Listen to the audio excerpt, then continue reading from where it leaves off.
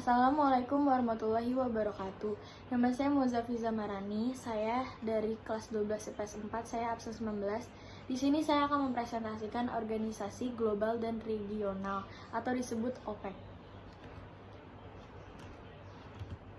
Pengertian dari OPEC adalah organisasi negara-negara pengekspor minyak bumi, yaitu suatu organisasi yang tujuannya menegosiasi masalah-masalah terkait produksi, harga, dan hak kondensasi minyak bumi dengan perusahaan-perusahaan minyak.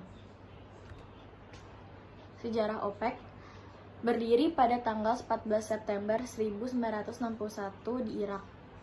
Berdirinya OPEC awalnya dipicu oleh keputusan sepihak dari perusahaan minyak ini menguasai industri minyak multinasional. The Seven Sisters pada tahun 1959 sampai 1960. Perusahaan minyak ini menguasai industri minyak dan mampu menetapkan harga di pasar internasional tanpa memedulikan usulan dari pihak lain.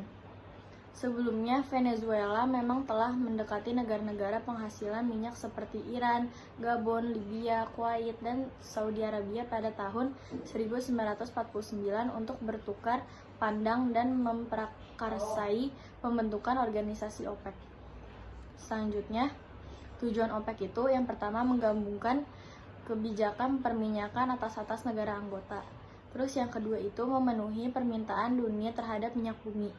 Yang ketiga itu melakukan penyetabilan harga minyak dunia.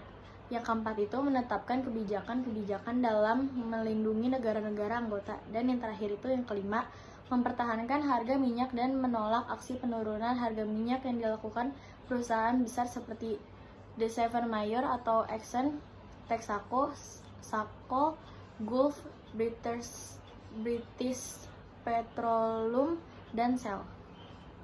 Selanjutnya, eksistensi OPEC di bidang ekonomi, yaitu satu cara untuk menjaga stabilitas pasar minyak internasional adalah melalui penentuan kuota batas tertinggi produksi minyak berdasarkan kesepakatan negara anggota. Misalnya, apabila permintaan minyak dunia meningkat atau salah satu negara anggota OPEC mengurangi produksinya, maka negara anggota OPEC lain dapat secara sukarela meningkatkan produksi minyaknya untuk menghindari lonjakan harga yang tidak terkendali.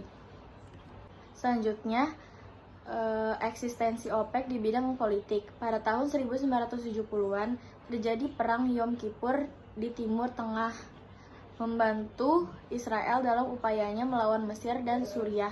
OPEC lantas menerapkan embargo minyak yang ditargetkan kepada Amerika Serikat dan sekutu Eropanya. Selanjutnya, Indonesia keluar dari OPEC itu. Di bulan Desember 1962, Indonesia bergabung dengan OPEC. Tetapi pada Mei 2008 mengumumkan bahwa sudah mengajukan surat keluar dari OPEC.